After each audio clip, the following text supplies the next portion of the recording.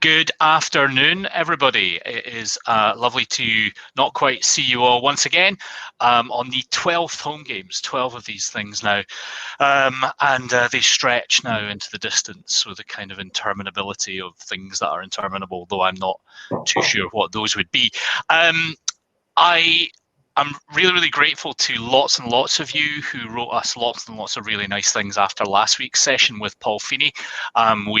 As we would say up here, we didn't have our problems to seek on a kind of technical way, but loads of you stayed with it, and I said in the update this week, I'll remember that session for a long time. There's a chief exec of a really, really big company talking so openly about his problems and all that kind of stuff. It's just like remarkable, absolutely remarkable. And if anything good comes out of all this stuff, then it will be sessions like that, I guess, that lead us to stop pretending that everything's fine all the time and acknowledge when things are a little bit more difficult. So I love doing it, and I hope some of you saw it. Usual kind of housekeeping stuff just before I introduce John. First of all, as ever, if you are finding that there is any kind of interference or disturbance in the force or a glitch in the matrix, there's a little link for you, and that'll sort your feed out most 9 times out of 10. That does the trick. And our kind of order service for today is quite simple. I'm not going to share any research or anything because we've got so much to talk about. So me and John are going to just chat away for 20-25 minutes, and then we'll do the usual kind of finishing up bit, and there will be an after party today, so we'll hang around and talk about whatever you want to talk about. T-shirt of the week this week is obviously we're going very, very old school. Just felt right this week, I don't know why. And matching the banner on the wall. Have you had a haircut, Mark? Andy, I have to say, about 3 weeks ago we bit the bullet and ordered clippers, and Mrs. P kind of did this, and I thought did a fantastic job, and I've got no intention of ever setting foot in a barber again. To be honest, if you've got my hairline, it's going to be a moot point in 2 or 3 years' time, so I'm not sure I'll ever completely get the money back that I spent on those, but there we are. So as ever, lots of you are really active in the chat. I'll keep watching that as we chat away. But do ask questions as well, formal ones. I'll definitely see those, and I'll definitely ask John. So no more from me just now. I'm going to introduce John Rowland, who's the director at Cicero, PR and public affairs consultants to the rich and famous. So John, good afternoon. How are you doing? Good afternoon. Very well. How are you? I am all good, thank you very much. I'm so happy that we are both kind of on with no technical issues and all that kind of stuff. I'm kind of unreasonably excited, and I love the little backdrop behind your head as well. Let's have more fun, and I think we will have a bit of fun today. Our subjects are, of course, politics and public affairs, and there'll be no shortage to talk about, but not everybody on the call might know Cicero all that well. So do you want to have a free punt for a minute? Yeah, sure. Tell us what you get up to. Yeah, this is the plug. Cicero is, by revenue, I'm contractually obliged to tell you, the UK's leading public affairs consultancy, and we're #1 in the PR Week rankings. We grew from a very small shop in a little loft in Soho through to where we are today, and we've built that success largely on the back of the financial services industry. And I run the financial services practice, and my job is to advise typically large fund managers, insurance companies, and banks about politics and regulation. And my goodness, hasn't there been a lot of that over the last few years? So that's my job. I've been doing that for about 15 years. And also my sideline is that I also run the Brexit analysis group at Cicero, which is like the ERG, the European Research Group in the Conservative Party, but more fun and better looking and younger. So that our job is to try and keep up with the Brexit negotiations. And after a hiatus where everybody was quite rightfully obsessed by COVID-19 and the implications of that, Brexit's coming back to life again, and increasingly that's becoming a part of my life again. And I never thought I'd ever say that talking about Brexit would be a welcome relief, but genuinely it is. So that's me, and that's Cicero. There we go. Thank you very much for that. And I have to tell everybody that John did our live home game session up in Edinburgh last year. And I don't know what your politics is on the right hand side, but you do a room up here. It's sometimes a slightly different makeup to what it might be down south. And he had the kind of sheer guts to stand up and describe himself. I can't remember what it was, but a South Coast Tory or something like that. Yeah. And still charmed the audience and got out alive. So that's no small feat. Well, where do we even start? I guess we have to start with how you, as someone that analyzes the political landscape all the time, how do you rate how the various dramatis personae are getting on in terms of the crisis at the moment? Well, by any measure, the UK has not had a great COVID-19 crisis. It hasn't been completely disastrous either. I mean, there is a lid on the outbreak now. After maybe a bit late, they got on top of building the Nightingale hospitals. The lockdown measures worked, but it's been clear that the UK was not as prepared for pandemic as it thought it was, because it was prepared for flu and not a respiratory illness like COVID-19. And I also think that, it seems pretty obvious now that the UK just locked down a little bit too late, and it probably spent about 7, 10, 11 days deciding, and this is on Boris Johnson's desk, whether to lock down. In those 10, 11 days, the number of cases ballooned to the point where test and trace couldn't work anymore. So obviously there were errors made on the way in, but I think in general the public might have some sympathy for that, because those decisions are only looked wrong in hindsight. But where I think the real test for the government now is how they manage the exit and the reconstruction of our economy. Now, within that, there's also been, dramatis personae is a good way of describing it. The Prime Minister has had literally his own drama in the midst of all of this. He was intensive care. He was very close to being on a ventilator, then returned to work, then became a father, and through this he was leading the country or not through a huge crisis. So Britain has not had a German-like response to the crisis, but I think there's a big test for the government to get the response right on the way out. And is the government being held to account kind of well enough? Well, there's a lot at play here. If you look at net approval, let's just go to the polling, because that's all we have. The government's net approval rating has collapsed over the course of this crisis. It's rocketed to record levels. It had an approval rating of 52% approve, 27% disapprove, and that was at the end of March. By the beginning of this week, those had almost entirely reversed, with 32% approve, 49% disapprove. So within the approval ratings of the government and general trust in the competence of the government, those ratings have all collapsed.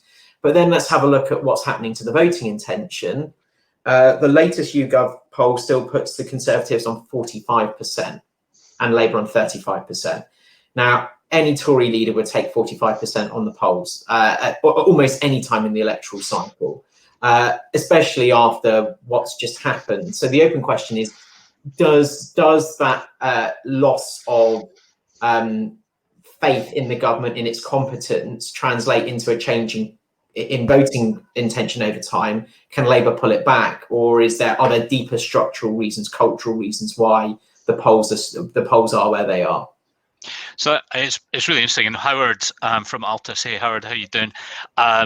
Asks, should we, is now the time to talk about Dominic Cummings? Yeah. And I heard somebody, I can't remember, I think it's just a comedian or something, saying Johnson can't fire Cummings because it'd be like Baldrick firing Blackadder, which I thought was quite funny. But is there a Cummings factor inside this kind of stuff? There is, but I think the Cummings factor was a lightning rod for all sorts of different things going on. Clearly, Cummings has been in a pitched battle with the media for a long time. There's no love lost there. There was the kind of very punchy, like, we've got no case to answer here, dismissal of the charges in the first place. So that made the problem worse. And then we ended up with the Rose Garden Conference, which is weird. I mean, that was just weird. Weird. I mean, we had Harry Cole, who's the incoming political editor for The Sun, speaking yesterday, and he said, when you look back on this, one of the big outcomes of that scandal, if you want to call it a scandal, is that a senior advisor had to do his own press conference and account for his own actions to the media and to the public.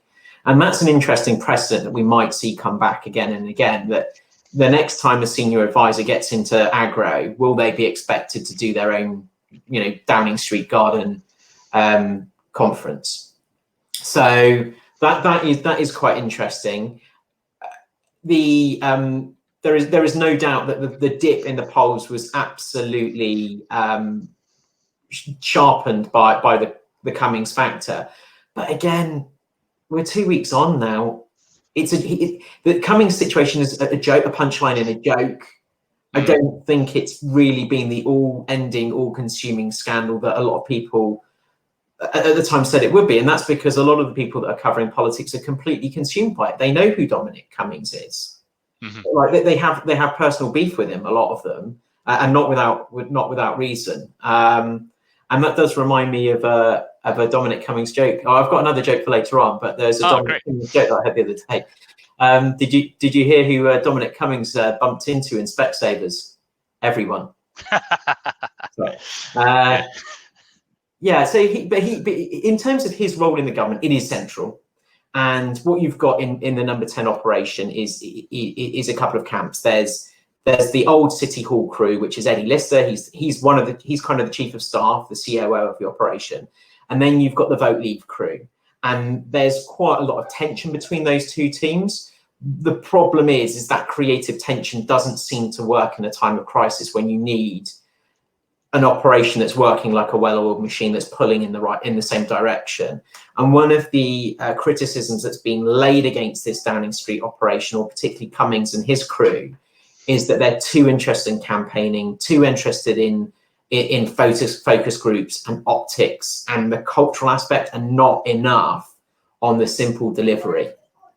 So but to the original point, the reason why Cummings wasn't fired is because the Prime Minister is very dependent on him. And secondly, they just did not want to give who they consider to be their foes in the media the scalp. That makes sense. I'll take a couple of questions, actually not in order. Douglas, hey, how you doing, Douglas?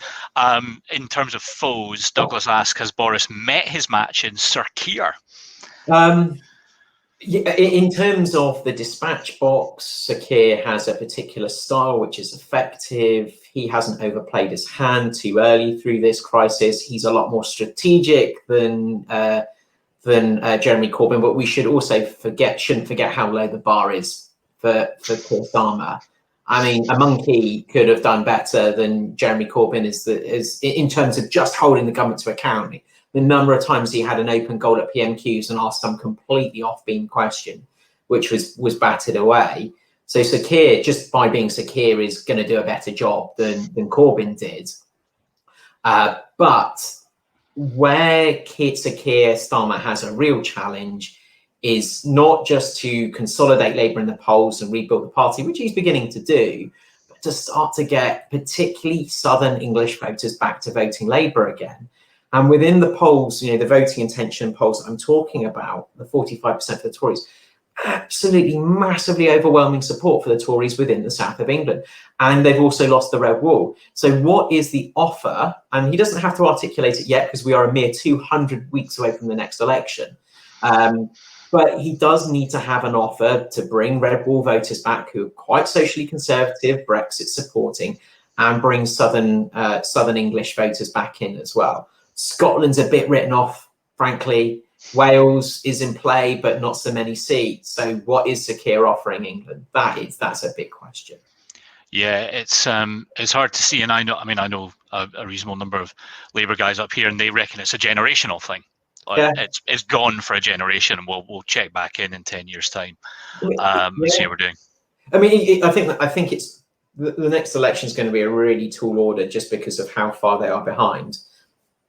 But Keir should be able to give the government a good kicking over the next couple of years or so.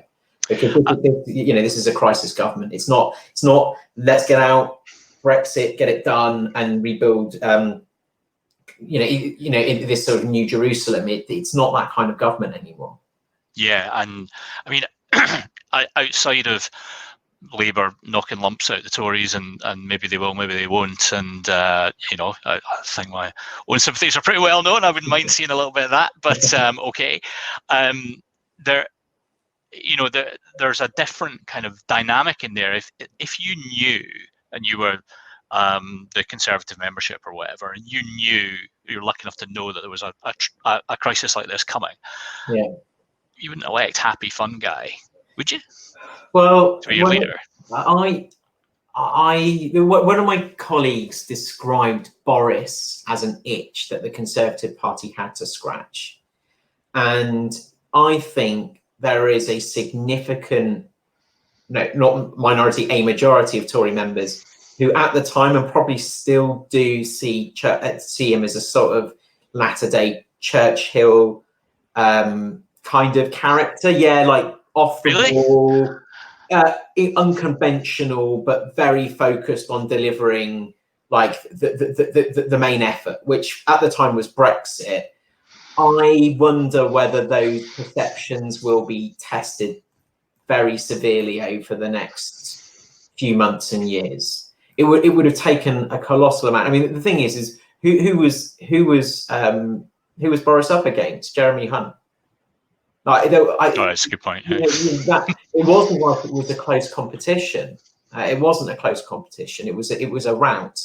And I think if you what would be interesting is if you re-ran that leadership competition today, would somebody like Rishi Sunak be a real player? And I think in a few years' time that you've got a pretender to the crown there. So that's interesting. David just asked a question. Thanks, David. Saying, can you see Boris still being leader in 2 years' time? And from that, maybe yes in 2 years, but maybe longer term there might be more of a challenge. Sorry, say again. Do you see Boris still being leader in 2 years' time? But maybe yes, but yeah, a little bit further it might be harder. It's sort of extraordinary we're even having this conversation, given the fact he won an 80-seat majority 6 months ago. Boris is going to want to go the distance, and he can. But the challenge for him will be whether he, there's been a bit of speculation about his health. Does his health hold up? Can he get his mojo back? But that will be a personal decision. That won't be because of the electorate. I would otherwise fully expect him to fight the next election. And he's doing all this, and I know you've got youngins, and mine are a wee bit older now, but there's plenty of people in the chat with young kids.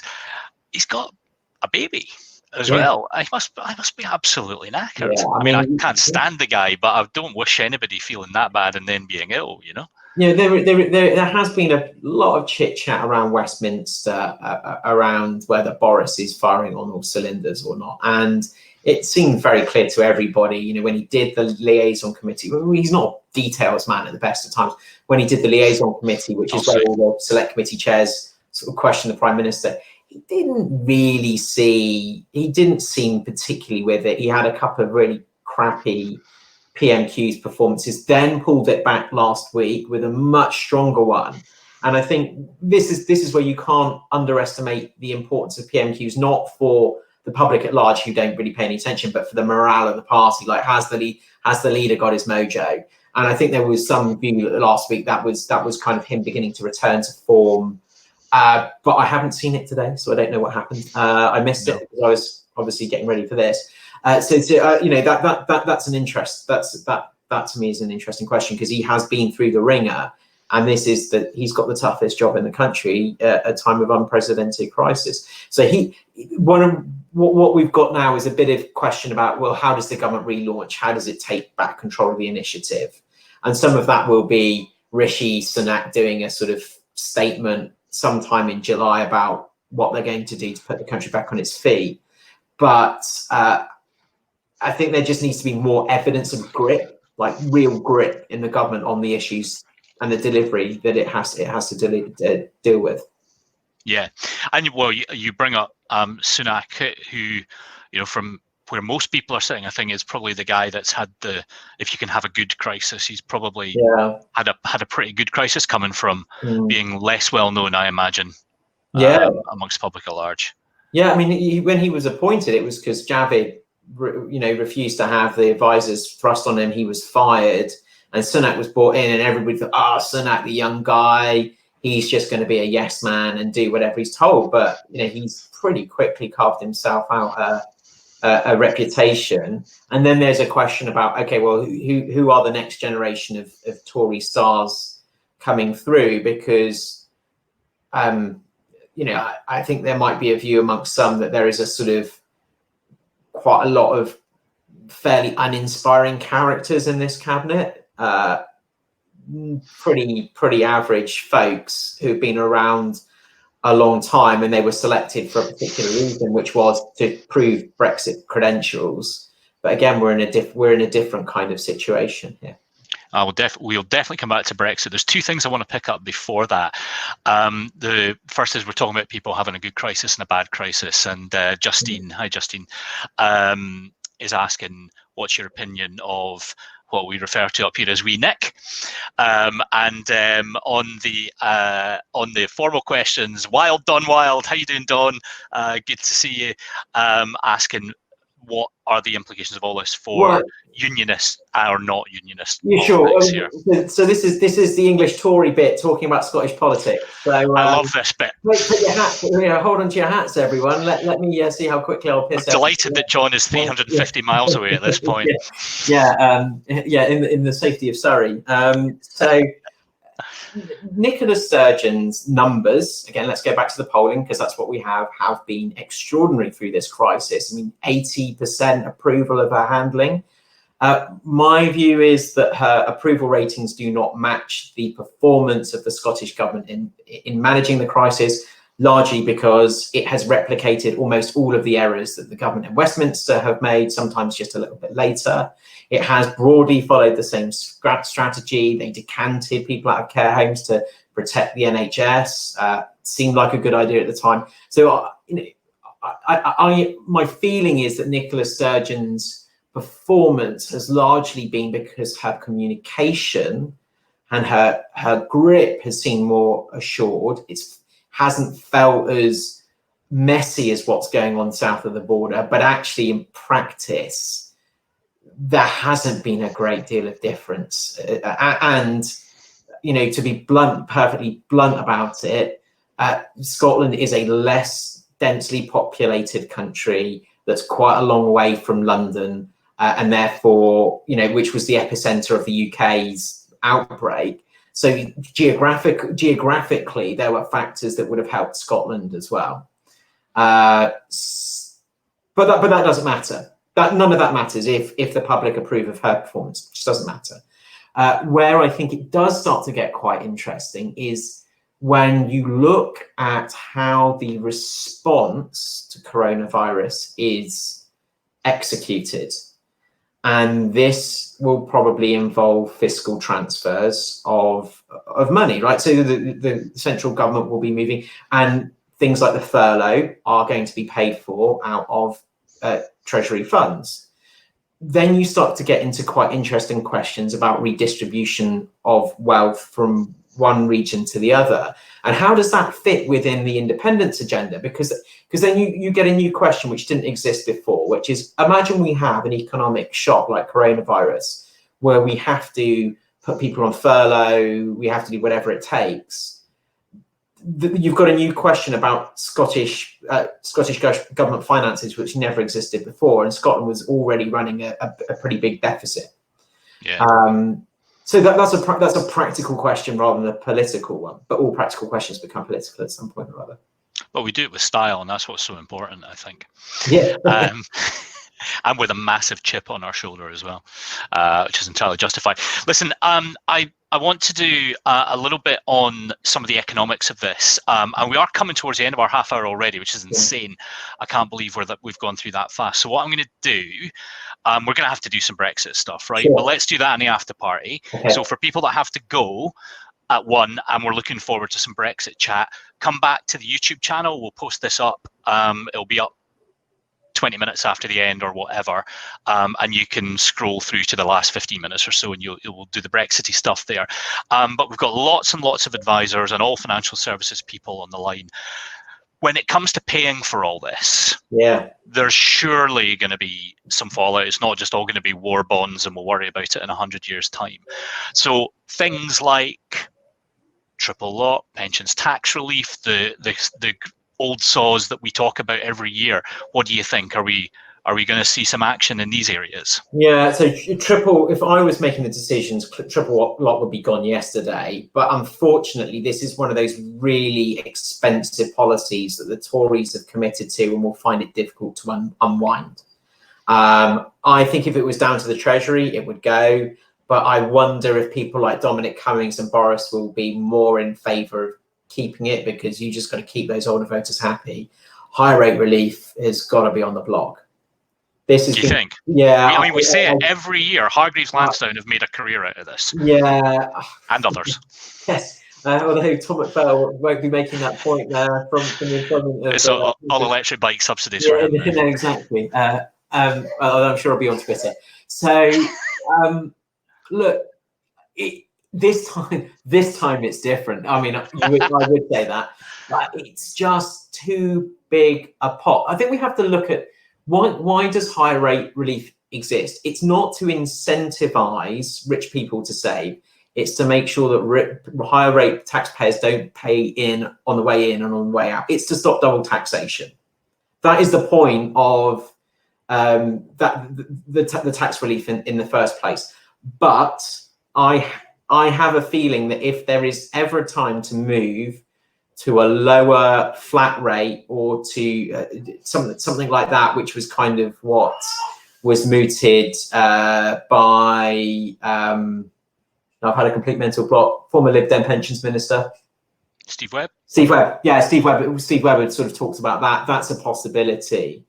But the higher rate relief does seems harder to defend. And if the Tories were ever going to have political cover to do it, this crisis would be it. Yeah. So you're going to say the same sort of thing for NI on the self-employed?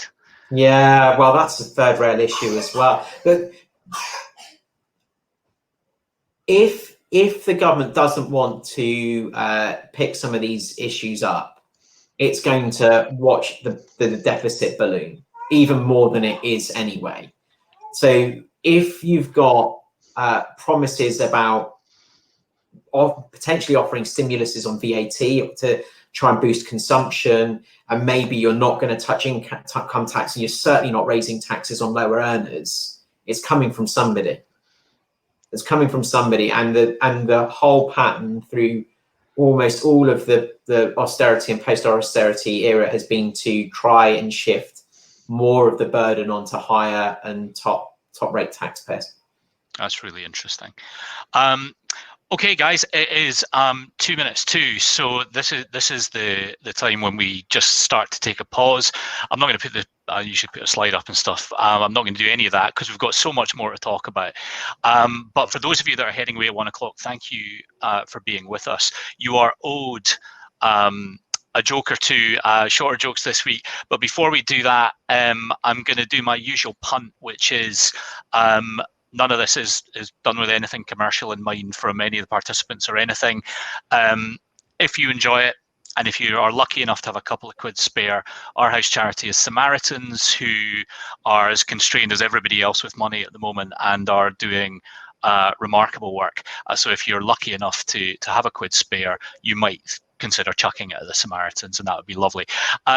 John, do you want to go first with your joke, or shall I go first? I'll go first with mine. It's all right. Do it. It's a bit of a dad joke, but you might have heard that that new government guidance says that only 6 of the 7 dwarfs can meet in one place. One of them isn't happy. That is a good joke. That's very good. My brief joke is a guy goes to a museum and sees a member of staff standing by some clocks on a wall, and says, "Well, this is a strange exhibit. What are these?" He says, "Oh, sir, these are the famous lying clocks. They tell based on the time, they tell how many lies that someone has chosen, and each important person through history has their own clock. And up here, for example, you can see Mother Teresa's clock, and the hands are at 12 o'clock because she never told a single lie. Up there's Benjamin Disraeli's clock. He only ever told 2 lies, and you can see the hands are at 2 o'clock. And the guy says, "Oh wow, that's really interesting. So where's Boris Johnson's clock?" Says, "Oh, we use that as a ceiling fan." That's a joke. Thank you for those that need to head away. Go enjoy your day. Thank you so much for being here. Well, next week we are doing much more technical stuff. We're going to have Kat Mock from Unity Paraplanners, and we're going to be doing replacement business, and I'm sure we'll get into some of the DB stuff as part of that as well. So more of a technical session next week. We'll hope to see you for some of that. So we'll stay quiet now, and then, oh God, let's do Brexit. And that's that. So thank you very much. Right. Come on then, John. I know you're a Brexiter as well. I don't know why we even have you on here. I'm not a Brexiter.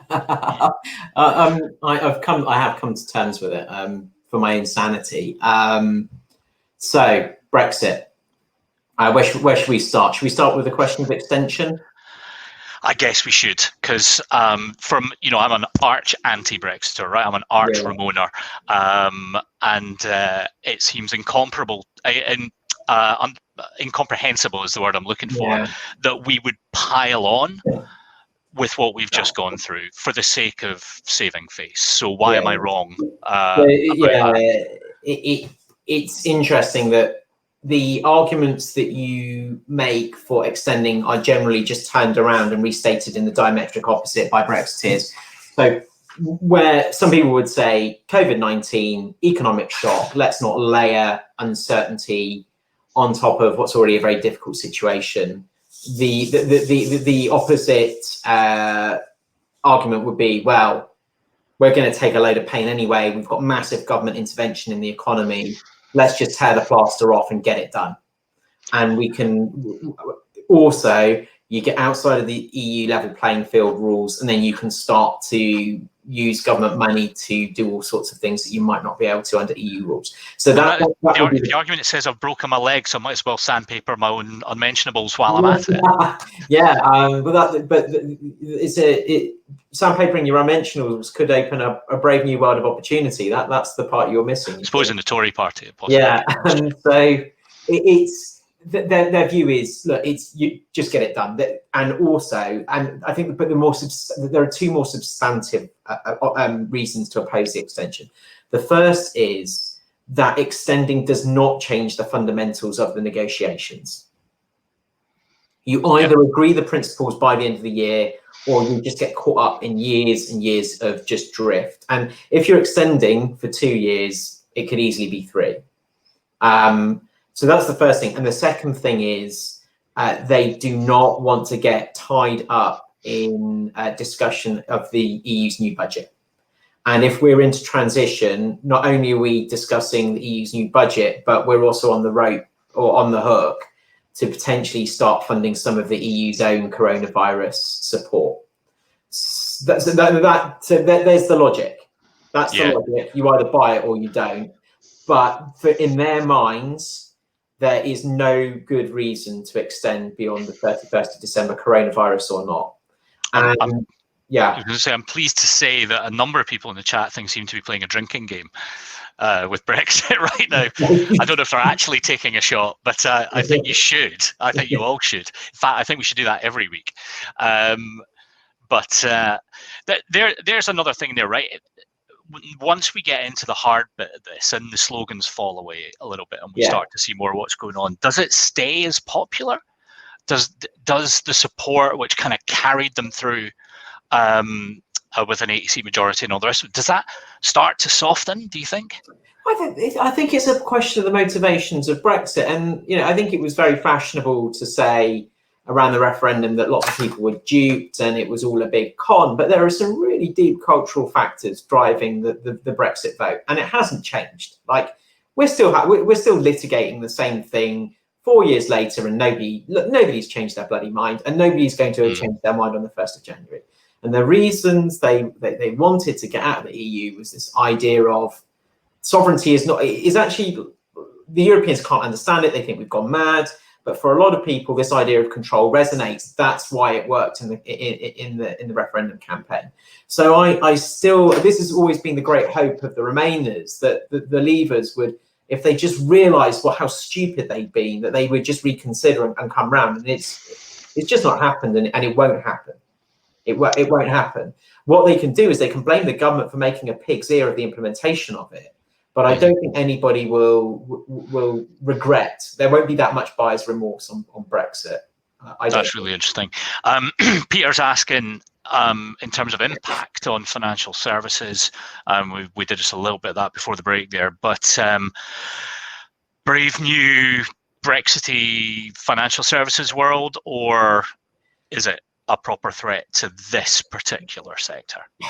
If you're a UK based firm selling to UK customers, your principal concern is the wealth of your customers. Have they got money to invest? Have they got money to save? Are they feeling optimistic? All of that kind of stuff.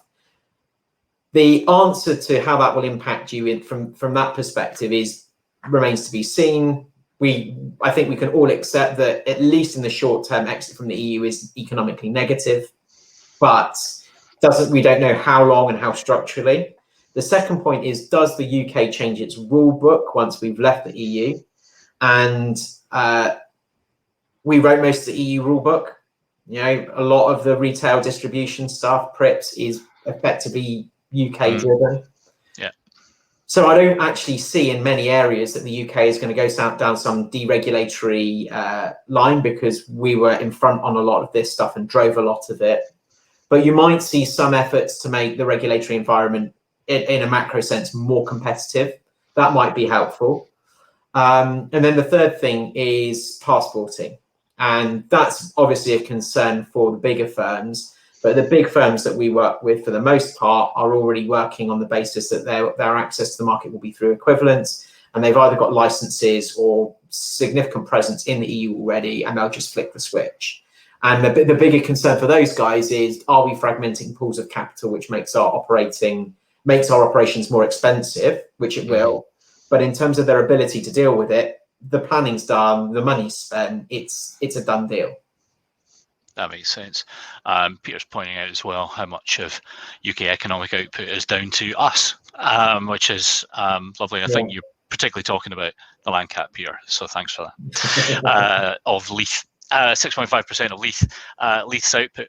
And what do you think are the kind of most exciting things, I guess is a weird thing to say it, but the kind of biggest impacts coming out of what we're going through at the moment? We were talking yesterday, as many people have, about changing patterns of employment and work, but the impacts of that on regional kind of mayors, on how cities work and all kinds of stuff.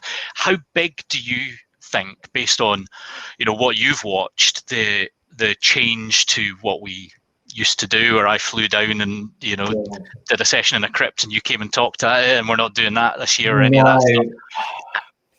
Is it just fleeting? I'm really split on this, because I can imagine that a lot of people will want to go back to the way they were before as quickly as they can. But and by that I mean people will want to travel still.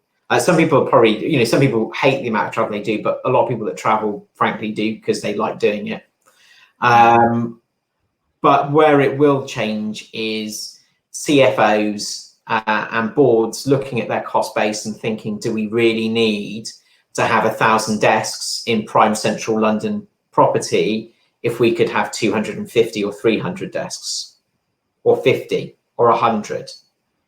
Do we need to have those desks in London? Can we move them out to other regions? And the other thing is will it just push people away from big cities into regional towns a bit more?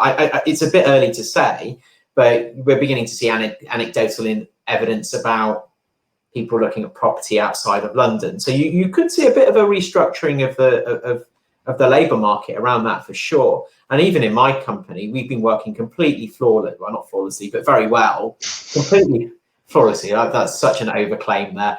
We've been working very well remotely. Absolutely flawless. For exactly, for 3 months now. And where before there was this discussion about whether we should be a bit more flexible, and it was always unproven, but now it's completely proven. Nobody can say you can't do it remotely, because we all are, and we have been for 4 months. And do you think we would see anything from Sunak or potential successors to try and incentivize those kind of changes? I don't know. I mean, you'd hope to see some sort of allowances made for people home working, because it's not very generous at the moment. It's a bit complicated.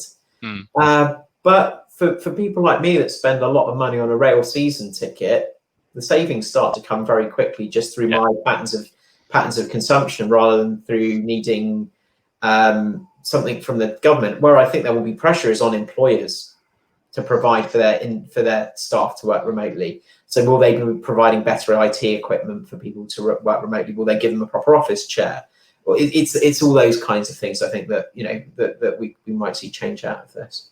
And one of the things that is a kind of pet saw of mine, but we didn't talk about it yesterday, so don't feel you have to answer, but I would love to see not say decentralization of government, but for government to come out a little bit more, and that thing that's been talked about, maybe sitting in Manchester a bit more, sitting in other places.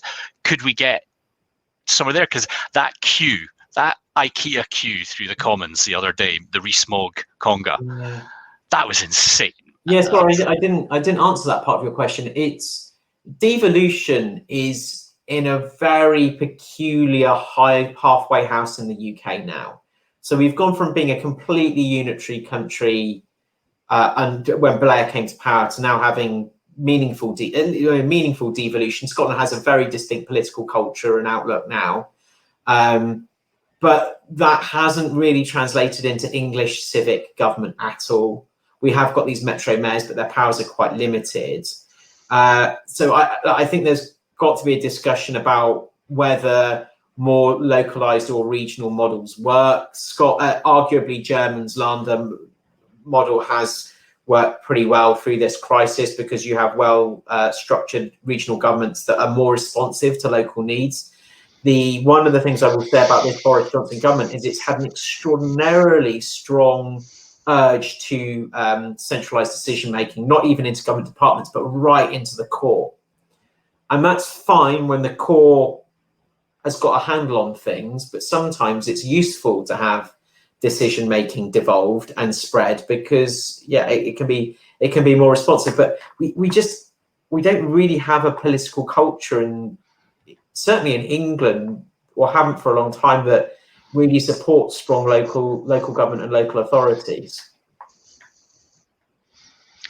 That's really so. I've got a relatively complicated question from Chris at Maltrees. Hi, Chris. So I'm going to ask it, and then we're pretty much at time. So if there's anything else pressing that anybody wants to ask John while you've got him, and this is insanely good value, right? I know it's paid John quite a lot to say these sorts of things out loud.